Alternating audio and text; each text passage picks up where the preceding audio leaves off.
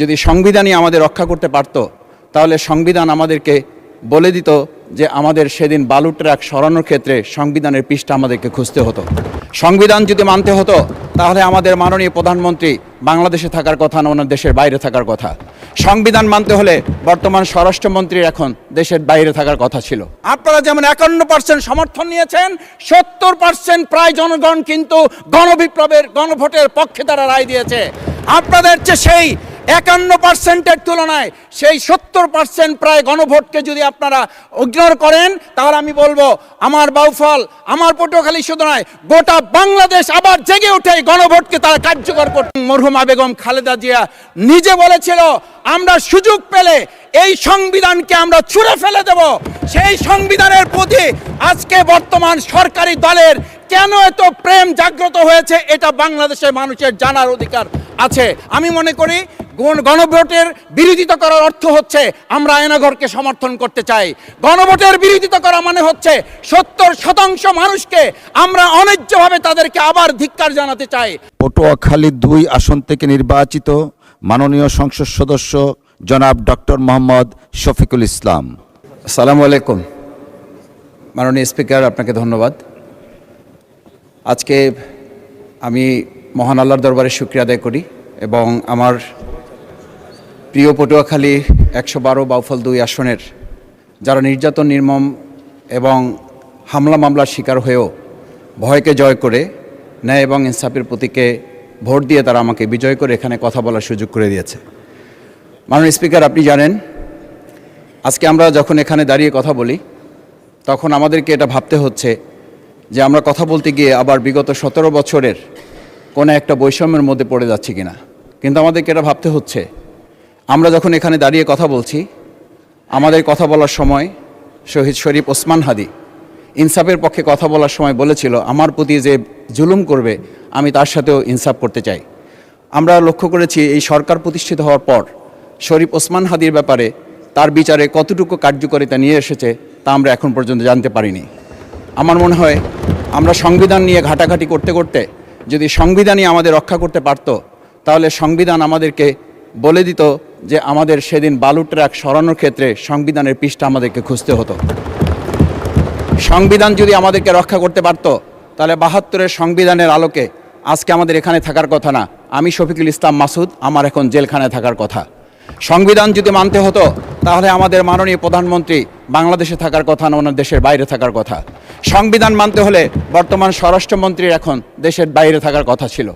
সংবিধান মানতে হলে যে বাচ্চাদেরকে আজকে এখানে শিক্ষা দেওয়া হচ্ছে, দীক্ষা দেওয়া হচ্ছে, কিংবা তাদেরকে কোনো কোনো ক্ষেত্রে জাসদের সাথে তুলনা করা হচ্ছে, সেই বাচ্চাদের নিয়েই আমরা এই সরকার দলের লোকদেরকে, সরকার দলের সম্মানিত নেতৃবৃন্দকে আমরা চোখের পানিও ফেলতে দেখেছি, আবার কাউকে কাউকে কথা বলতেও শুনেছি যে এই সমস্ত বাচ্চাদের, আমরা তাদের শিক্ষার্থীদের আন্দোলনের সাথে আমাদের কোনো সম্পর্ক ছিল না।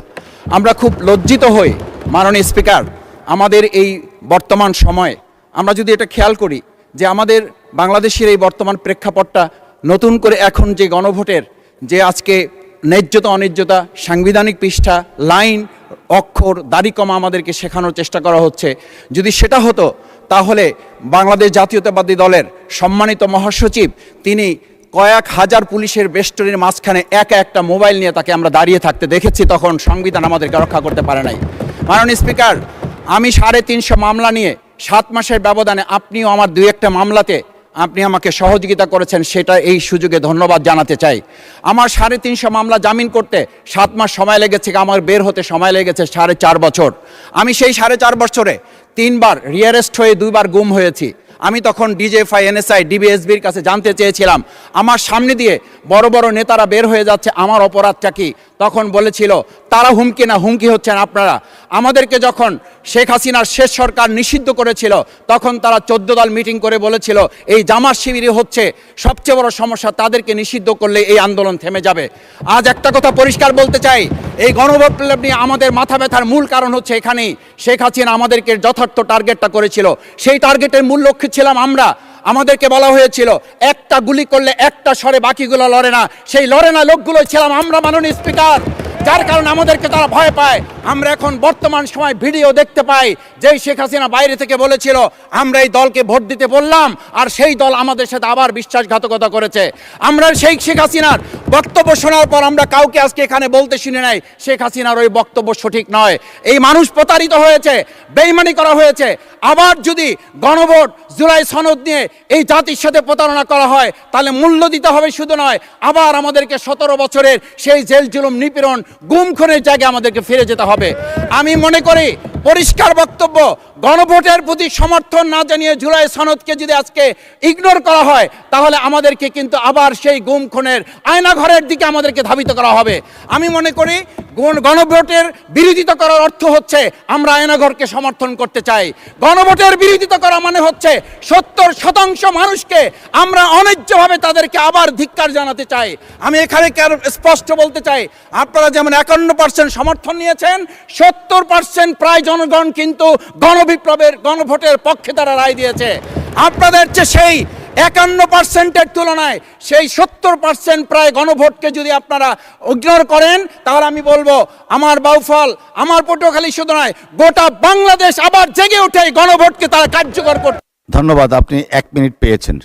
স্পিকার, আমি পরিষ্কার এইটা কথাটা এই জন্য বলছি, আজকে সংবিধানের লাইন ধরে ধরে যদি আমাদেরকে এই কথা জানতে হতো তাহলে আমাদের নেতৃবৃন্দকে ফাঁসির মঞ্চে যেতে হতো না। আমার মতো ছোট মানুষের কাছে সে সময় ডিজিএফআর কাছে প্রস্তাব এসেছিল, আপনারা কি চান, মন্ত্রিত্ব চান, দেশ পরিচালনা চান, সব কিছু দেওয়া হবে, শুধু শেখ হাসিনার নীতিতে আপনারা আসেন। সেই নীতি তো ছিল 72-এর সংবিধান, সেই নীতি নিয়ে আজকে কেন এখানে এত কথা বলা হচ্ছে? আমরা পরিষ্কার জানি, আমরা যদি সেই 72-এর সংবিধানকে ভালোবাসি তাহলে এখানকার নেতৃবৃন্দ এবং মরহুমা বেগম খালেদা জিয়া নিজে বলেছিল আমরা সুযোগ পেলে এই সংবিধানকে আমরা ছুঁড়ে ফেলে দেব। সেই সংবিধানের প্রতি আজকে বর্তমান সরকারি দলের কেন এত প্রেম জাগ্রত হয়েছে এটা বাংলাদেশের মানুষের জানার অধিকার আছে। আমি আমার প্রিয় বাউফলের মানুষের প্রতি ভালোবাসা শ্রদ্ধা জানাই।